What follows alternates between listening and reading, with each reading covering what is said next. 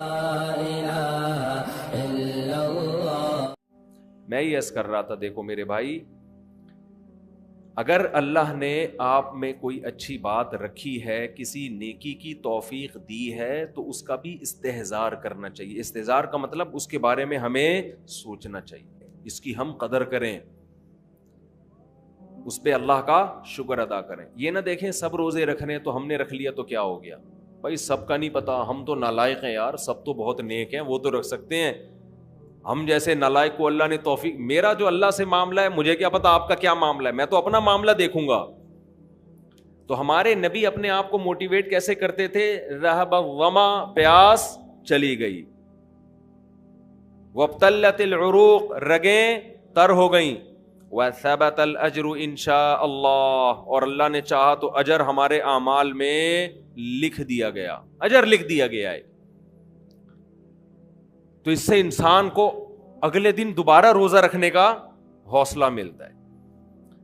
اور گناہ میں الٹا،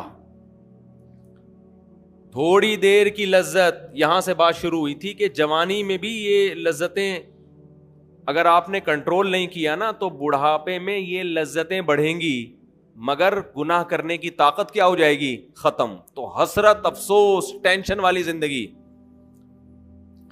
تو اس لیے جوانی میں اپنے آپ کو نیکی کا عادی بنا لو، اس سے بڑھاپا بڑا خاندانی گزرے گا، اللہ اللہ کی بڑھاپے میں توفیق ملے گی۔ جوانی میں تسبیح کی عادت ڈال لو، سمجھتے ہو؟ نہیں آ رہی سمجھ میں؟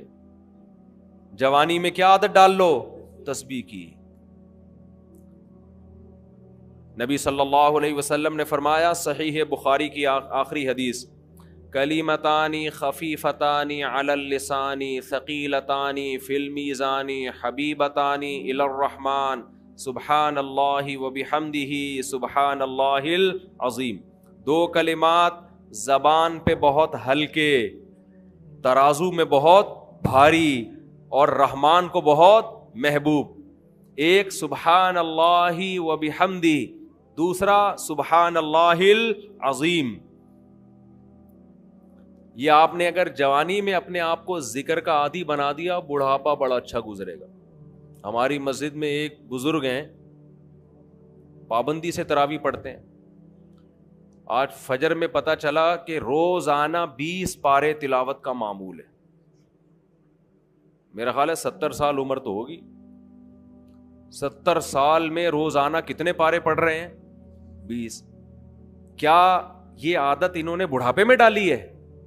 بڑھاپے میں اتنی ہمت نہیں ہوتی، یہ عادت کب سے پڑی ہوئی ہوتی ہے؟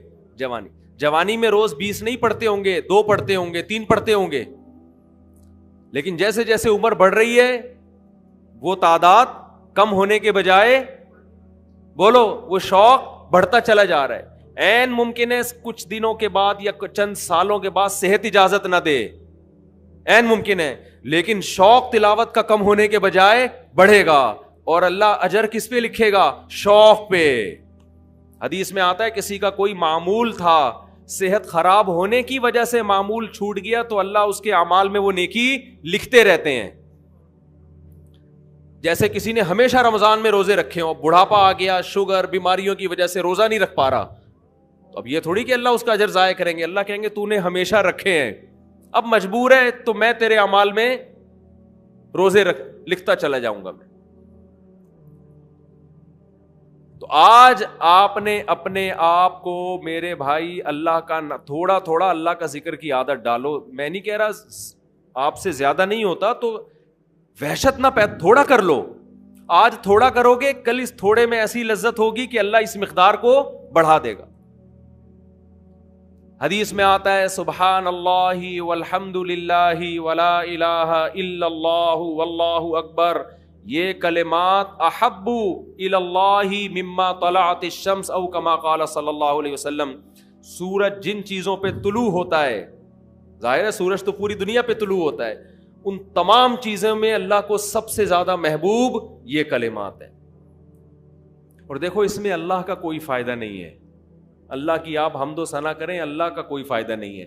اللہ یہ چاہتے ہیں میرے بندے اپنی زبان سے میرا نام لیا کریں، اللہ کو اس بات کی خوشی ہوتی ہے۔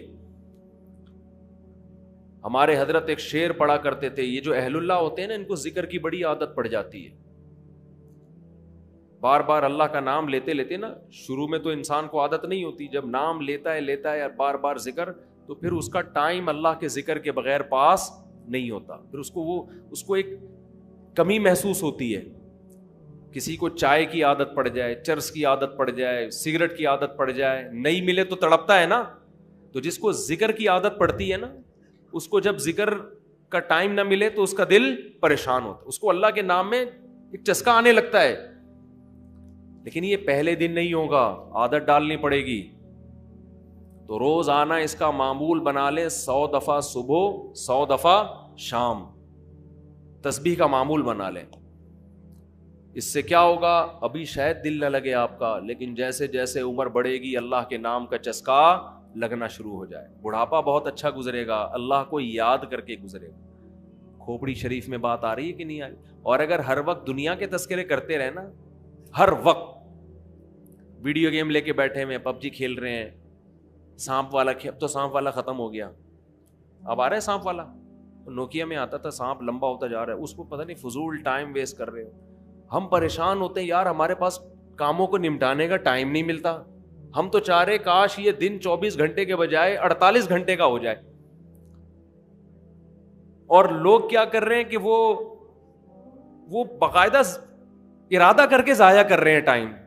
ہمارے تو کام نہیں نمٹتے. جب ہم رات کو سونے کے لیے لیٹتے ہیں تو کہتے ہیں یار آج کا دن بھی گزر گیا اور کام ویسے کے ویسے ہی. اور ادھر باقاعدہ ارادہ کر کے جو ہے نا ٹائم ضائع کیا جا رہا ہے کہ چلو ٹائم ویسٹ کرتے ہیں. ایسی چیز میں ٹائم گزر جائے نا جو ذہنی تفریح کا ذریعہ بنے تو بھی ٹھیک ہے. گپ شپ لگا لو دوستوں کے ساتھ بیٹھ کر. یہ کیا ہے یار, دماغ کو خام خواہ کا تھکا رہے ہو بیٹھ کے. تو اگر پب جی کھیلنے کی عادت ڈال لی تو جاؤ گوروں کا بڑھاپا دیکھو, اولڈ ہاؤس میں بڑھاپے میں اسنوکر کھیلتے ہیں, کیرم بورڈ کھیلتے ہیں, لڈو کا نہیں مجھے پتا, یہ چیزیں کھیل رہے ہوتے ہیں بڑھاپے میں. اور ہمارا بوڑھا بڑھاپے میں ایک ایک دن میں 20 پارے ختم کر رہا ہے. سمجھتے ہو کہ نہیں؟ وہ نماز میں دل بہلا رہا ہے, وہ تہجد میں اس کا ٹائم گزر رہا ہے. کوئی ویڈیو نہ بنائے, لکھا ہوا ہے نا. تو یہ کیسی عجیب بات ہے. آپ جائیں وہاں, ایک صاحب نے مجھے کہا کہ میں نے یورپ میں بڈھی عورتوں کو دیکھا, بڈھی عورتیں 5-6 بڈھی عورتیں بیٹھی ہوئی اور جوا کھیل رہی ہیں, تاش کھیل رہی ہیں. کہہ رہے مجھے یاد آیا یار ایک ہماری بوڑھی ہیں, ہماری بوڑھی عورتیں مصلے پہ بیٹھی ہوتی ہیں, اللہ اللہ کر رہی ہوتی ہیں, آخری وقت اللہ کا نام لے کے گزار رہی ہوتی ہیں. اور ایک یہ بڑھیاں ہیں اور کیا کھیل رہی ہیں, تاش کے پتے. اچھا لگتے ہیں بڑھاپے میں یہ. ہمارے بوڑھے کو دیکھو, آدمی کا دل چاہتا ہے اس سے دعا کروائے کہ بابا جی میرے بھی سر پہ ہاتھ رکھ لو. جو تاش کھیل رہی ہو بیٹھ کے اس بڈھی سے دل چاہے گا؟ اسے تو آدمی نصیحت کرے گا کچھ اور کر لے. تھوڑے دنوں میں اتنا راشا آئے گا نا ہاتھوں میں تھوڑے دنوں میں کہ ایک پتے کے بجائے 2 گر رہے ہوں گے, 2 پتے ایک ساتھ گر رہے ہوں گے. تو اس لیے کارآمد بنا لو, کچھ تھوڑا بہت اللہ کا نام لے لیا کرو. تمام دوائیں بچوں کی پہنچ سے دور رکھو.